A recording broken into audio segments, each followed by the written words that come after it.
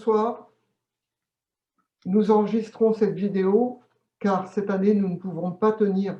notre rassemblement habituel en mémoire et en hommage aux victimes de la nuit de cristal nazie du 9 et 10 novembre 1938 qui s'est déroulée sur instigation du parti nazi en Allemagne, en Autriche et dans les Sudètes, le territoire qui avait été arraché à la Tchécoslovaquie, et qui a représenté une étape importante vers la guerre et vers la mise en œuvre de la solution dite finale de la question juive, c'est-à-dire la Shoah de la part des nazis. Je rappelle simplement que le prétexte officiel de cette nuit de cristal a été l'exécution par Herschel Grynszpan, un jeune juif d'origine polonaise, du conseiller d'ambassade von Brath à l'ambassade d'Allemagne à Paris. Herschel Grynszpan entendait ainsi protester contre le sort de juifs qui avaient été expulsés, de juifs d'origine polonaise qui avaient été expulsés d'Allemagne, renvoyés par la Pologne, que la Pologne ne voulait pas accepter et qui étaient dans une espèce de no man's land entre l'Allemagne et la Pologne.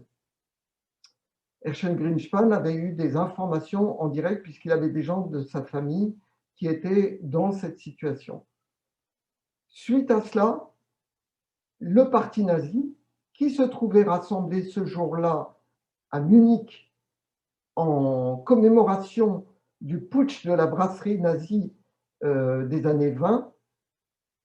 a été informé de la mort de von Brath et immédiatement a déclenché des hostilités, des violences, des assassinats dans ces trois lieux que j'ai mentionnés, Allemagne, Autriche, qui avait été rattaché de force à l'Allemagne en mars 1938, et dans les Sudètes. Le mythe, l'intox sur une réaction spontanée de la population allemande face à l'assassinat de von Brath est évidemment un mensonge absolu, puisque ce soir-là, Goebbels, qui assistait à la réunion, la commémoration du putsch nazi avec Hitler et les autres, a envoyé des ordres un peu partout pour dire qu'il devait y avoir des manifestations et des violences, mais qu'en aucun cas les nazis ne devaient apparaître comme étant à l'origine de ces violences. Cela devait apparaître comme des manifestations spontanées. Et le journal de Goebbels, de ce point de vue-là, est tout à fait clair, puisqu'il raconte lui-même comment, en rentrant chez lui, il voit les synagogues en train de brûler. Et je vais faire la citation même dans son journal. Il note: « Je vais pour rentrer à mon hôtel lorsque je vois le ciel virer au rouge sang. » Ce sont les flammes des synagogues. La synagogue brûle. Nous ne faisons éteindre les incendies que si c'est nécessaire pour les bâtiments allemands du voisinage. Sinon, laissez brûler. Des vitres volent en éclats. Bravo, bravo. Dans toutes les grandes villes, les synagogues brûlent. Joseph Goebbels, Munich, 10 novembre 1938. Et donc, cette année, nous essayons de rattacher notre commémoration qui cette année se déroule en ligne à l'actualité la plus immédiate. Cette année, nous voudrions parler notamment de ce qui s'est passé à Vienne ce jour-là. Pourquoi Vienne? Parce que le 2 novembre dernier, il y a quelques jours, il y a une semaine, il y a eu un attentat à Vienne avec 4 morts, un attentat djihadiste, islamiste radical, et cet attentat a débuté dans un quartier de Vienne qui se trouve à côté de la grande synagogue de Vienne.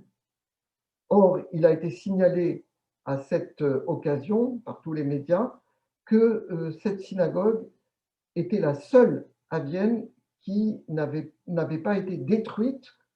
à l'époque du nazisme. Mais quand on parle de l'époque du nazisme, il faut savoir que la plupart des synagogues, la totalité, la quasi-totalité les synagogues de Vienne ont été brûlées, détruites, attaquées lors de la nuit de cristal, c'est-à-dire dans la nuit du 9 au 10 novembre, puisque Vienne a été le lieu dans le Reich qui, avec Berlin, a vu les manifestations les plus violentes de la nuit de cristal. L'antisémitisme violent, exterminateur, était déjà une constante en Autriche, puisque dès le début du siècle et dès la fin du siècle du 19e siècle, il y avait eu l'élection d'un maire dont le programme était explicitement antisémite. Il s'agissait d'un dénommé Klüger, qui a d'ailleurs eu une influence énorme sur Hitler lui-même, qui se trouvait à Vienne à ce moment-là. Klüger a été le maire explicitement antisémite de Vienne de 1897 à 1910. Et donc,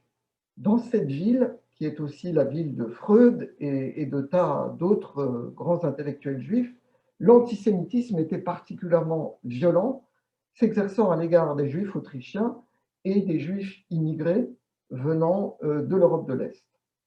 Et dans les années 30, notamment, le parti nazi était extrêmement fort, préparait le rattachement à l'Allemagne, l'Anschluss, comme on l'a appelé, et lors de cet Anschluss, qui a eu lieu en mars 1938, quelques mois avant la nuit de cristal, l'hostilité et les violences à l'égard des Juifs ont été extrêmement développées. On connaît cette scène où des Juifs sont contraints de nettoyer par terre avec des brosses à dents, de brosser les rues de Vienne pour enlever les slogans anti-nazis et antifascistes, sous la surveillance goguenarde et violente de jeunes SS et de jeunes membres des Hitlerjugend. Et donc, quand est arrivée la nuit de cristal, la situation a été particulièrement violente à Vienne, puisqu'il y a eu 42 synagogues incendiées, 42 synagogues sur 43 qui ont été incendiées à Vienne. Il y a eu 27 juifs tués à Vienne même, alors même que officiellement les consignes étaient de ne pas tuer de juifs, et 88 personnes juives grièvement blessées, et cela n'inclut pas les suicides, car pendant la nuit de cristal, il y a eu énormément de suicides de personnes juives qui ne sont pas documentés dans le nombre, dans le score officiel, dans la recensation officielle du nombre de juifs, mais qui sont des morts bien réelles liées à cela. La nuit de cristal, qui se déroule donc en novembre 1938, quelques mois avant le début de la Première Guerre mondiale, avant septembre 1939, et quelques semaines seulement avant un discours de Adolf Hitler au Reichstag,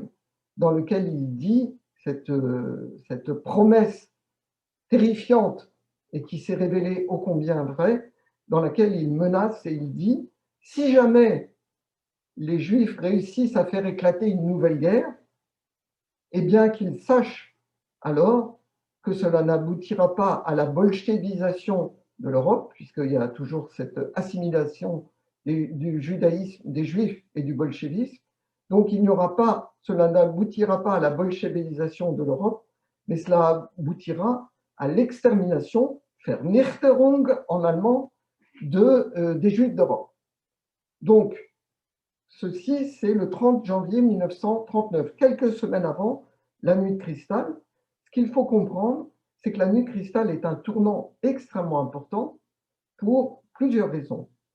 Premièrement, c'est la première fois qu'une violence massive, homicide,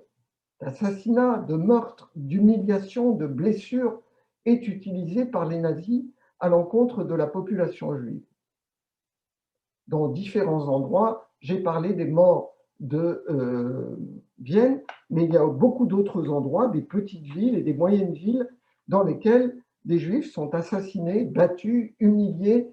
contraints de profaner les synagogues, de danser dans les synagogues, contraints de déchirer des rouleaux de la loi, etc., des Torahs. Deuxièmement, c'est la première fois que des Juifs en tant que tels sont arrêtés par les forces de l'ordre nazis, mais les forces de l'ordre officielles de l'État allemand, simplement parce qu'ils sont juifs. 3000 Juifs sont arrêtés et envoyés dans ce qui s'appelle déjà à l'époque des camps de concentration. Ce ne sont pas des camps d'extermination, mais ce sont des camps de concentration, dont celui de Dachau, parfaitement connu, et sont soumis là-bas à des violences importantes. Après la nuit de cristal, et malgré les discussions qui ont lieu en interne chez les nazis sur le est-ce que c'était bien utile de faire cela, est-ce que ça ne pose pas des problèmes d'assurance? On règle les problèmes d'assurance en imposant aux Juifs victimes de la nuit de cristal une amende d'1 milliard de Reichsmark, c'est-à-dire que les Juifs sont à la fois victimes mais doivent payer. Et donc, après la nuit de cristal, il y a encore beaucoup d'autres mesures, exclusion de la fonction publique, interdiction d'exercer les métiers, qui viennent aggraver singulièrement les lois de Nuremberg, les lois raciales de Nuremberg qui existaient depuis 1935. J'ai déjà dit tout à l'heure, nous avons déjà dit à quel point il ne s'agissait pas de quelque chose de spontané, mais de quelque chose de parfaitement orchestré, puisqu'il fallait déployer les forces des SA et des SS et de la police. La police était là pour empêcher, souvenons-nous, uniquement que les incendies allumés dans les synagogues ne touchent des propriétés dites aryennes qui étaient à proximité. Il fallait laisser brûler les synagogues et empêcher que ça ne se diffuse et se déploie. Donc tout ça devait être organisé. L'accueil, entre guillemets, des 3000 Juifs arrêtés dans les camps de concentration, là aussi, les nazis ne faisaient pas les choses spontanément, mais faisaient les choses avec organisation. D'ailleurs, le propre du nazisme et d'Hitler, c'était d'expliquer qu'il fallait passer du pogrom spontané et un peu sauvage à quelque chose de rationnel et d'organisé. Quelles ont été les réactions? Évidemment, il y a eu des réactions extrêmement importantes, notamment dans le monde anglo-saxon et aux États-Unis et en Angleterre, avec des débats, des prises de position. En France, hélas, la réaction a été très faible, notamment de la part des autorités, puisque le gouvernement français de l'époque a été quasiment le seul gouvernement d'un pays démocratique qui n'a quasiment pas réagi à la nuit de cristal. Et d'ailleurs, pire encore, 15 jours plus tard, le ministre des Affaires étrangères nazi von Ribbentrop est venu d'Allemagne à Paris, a été reçu en grande pompe, et les ministres juifs du gouvernement de l'époque, du gouvernement de Daladier, ont été empêchés de participer aux réunions avec lui. Mandel et un autre dont Jean Zay ont été empêchés de participer aux réunions avec lui pour ne pas gêner le nazi qui se présentait à des négociations avec la France. Donc ça, c'est quelque chose qui est tout à fait caractéristique. Après la nuit de cristal, le développement de l'antisémitisme nazi, qui, répétons-le, est un antisémitisme exterminationniste. Il ne s'agit pas simplement de critiquer les Juifs, de les frapper, ou même d'en tuer un de ci, de là, comme lors d'un pogrom. Il s'agit de préparer les conditions de l'extermination, dont Hitler parle le 30 janvier 1939. Il lie explicitement la guerre et l'extermination des Juifs, et c'est d'ailleurs ce qui va se passer, puisque à partir de 1941, au fur et à mesure de la progression des forces allemandes vers l'Est, commencent les exterminations par les Einsatzgruppen d'abord, fusillades, gazage dans les camions, et puis les camps d'extermination, les camps de la mort. Et je voudrais maintenant poursuivre dans la veine qui est la nôtre lors de ces commémorations que nous tenons depuis 7 ans maintenant, toujours au même lieu devant le gymnase Japy, parce que celui-ci a été un lieu d'internement des Juifs parisiens pendant la guerre. Ils ont été enfermés là lors de rafles, lors de différentes rafles qui ont eu lieu à Paris et notamment des rafles qui ont eu lieu dans le 11e arrondissement de Paris. Quelle est la situation actuellement au lendemain de la défaite de Donald Trump et de l'élection de Joe Biden? C'est un événement important, positif, et du point de vue de la lutte contre l'antisémitisme, qui prend un caractère tout à fait particulier. Il y a 4 ans, en 2016, nous avions, lors de la commémoration, c'était au lendemain de la victoire de Trump, nous avions noté à quel point cela représentait un phénomène tout à fait inquiétant, puisque tout au long de la campagne électorale de Trump en 2016, il avait été aidé, poussé, soutenu par toutes les forces d'extrême droite, les néo-nazis divers, le Ku Klux Klan et l'alt-right, qui le soutenaient absolument inconditionnellement. Et nous avions noté cela, et d'ailleurs, tout au long des années de Trump, le suprémacisme blanc et toutes les forces d'extrême droite, violentes, armées, ont été soutenues et développées. On se souvient que, notamment, lors de l'agression, lors de la manifestation de Charlottesville à l'été 2017, en août 2017, au cours de laquelle les néo-nazis ont tué une manifestante antifasciste, Heather, Trump a déclaré que finalement, il y avait des gens bien des deux côtés, du côté des néo-nazis et du côté des antifascistes. Donc, il n'a pas condamné l'assassinat et, de manière générale, les activités des néo-nazis et des suprémacistes blancs. Il faut rappeler que pendant cette même période de Trump, ces suprémacistes blancs se sont sentis particulièrement encouragés et sont passés à l'action contre la population juive et contre des synagogues. C'est l'attentat de Pittsburgh il y a 2 ans, en octobre 2018, au cours de laquelle un suprémaciste blanc et antisémite enragé arrive à la synagogue de Pittsburgh, Ephraim, et tire dans la foule après avoir crié « Tous les Juifs doivent mourir ». Ce suprématiste, Robert Bauer, était particulièrement enragé à propos de l'aide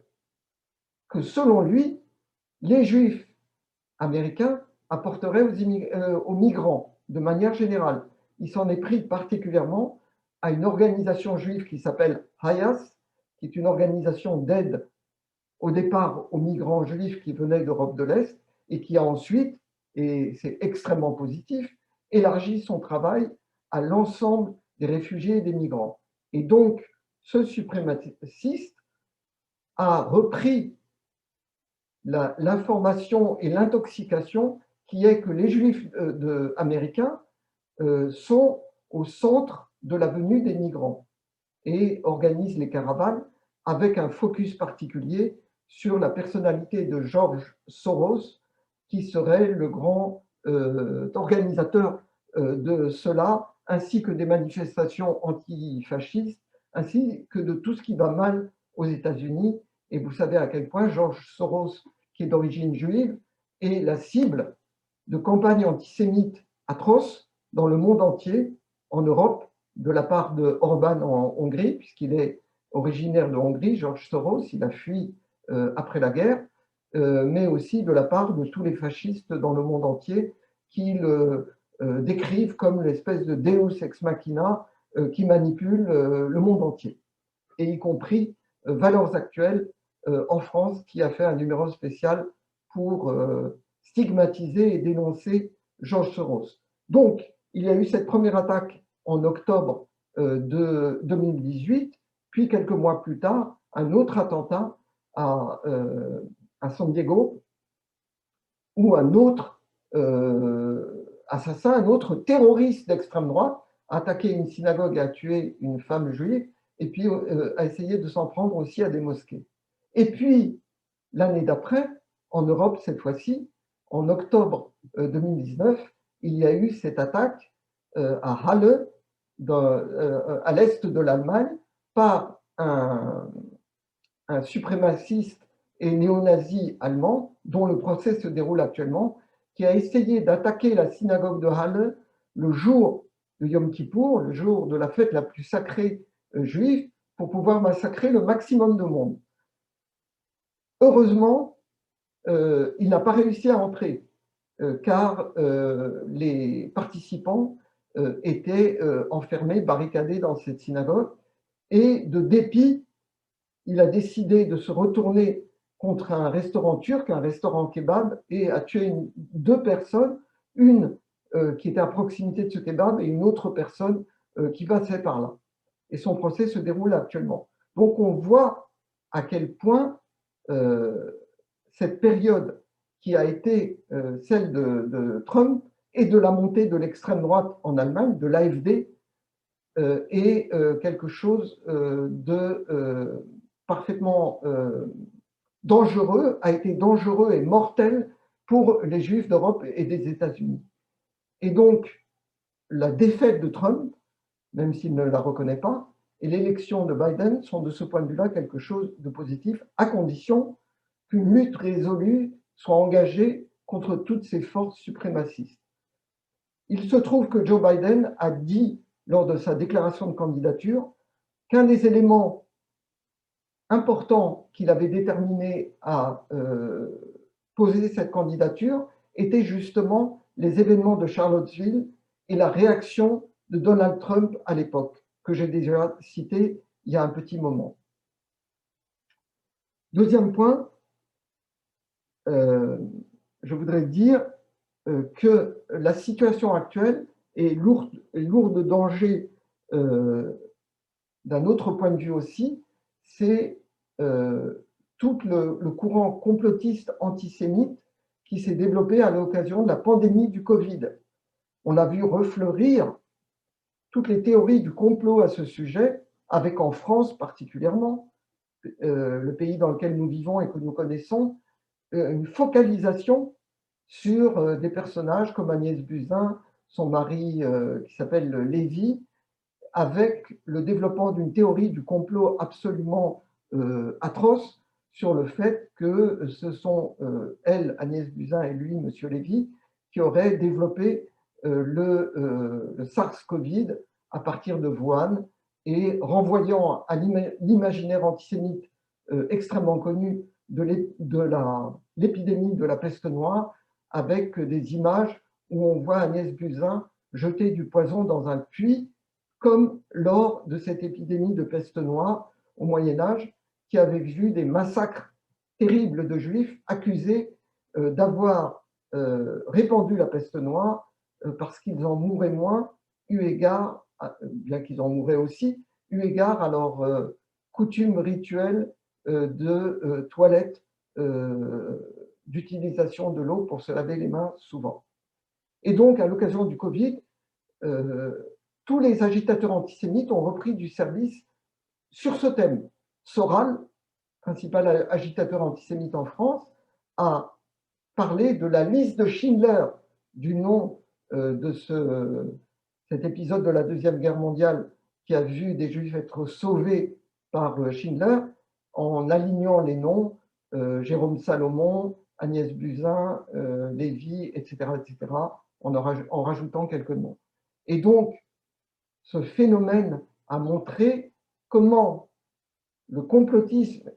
nourrissait et se nourrissait de l'antisémitisme et pouvait aboutir, et aboutira certainement, à des violences et à des tentatives de s'en prendre aux Juifs qui seraient responsables de cette pandémie, comme ils sont responsables d'à peu près tout ce qui peut se passer de mal dans le monde.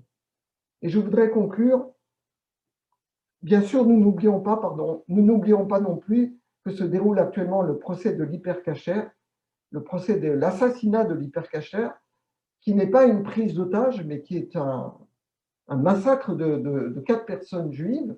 Il aurait pu y en avoir beaucoup plus encore si les choses avaient duré, qui s'est déroulé 2 jours après l'assassinat de Charlie Hebdo par Amédi Koulibaly, et dont on se demande encore quelle était l'organisation qui a désigné ces juifs présents dans l'hypercacher, parfaitement repérables, comme victimes de ce massacre de 4 personnes qui ont été tuées juste parce qu'elles étaient juives, puisque Amédi Koulibaly demandait les noms et essayait de comprendre qui étaient les personnes, qui ont été tuées uniquement parce qu'elles venaient faire leurs courses à la veille du Shabbat. Et donc, en conclusion, je voudrais dire, d'abord, je voudrais excuser nos amis arméniens qui participent du collectif Vigilance arménienne contre le négationnisme,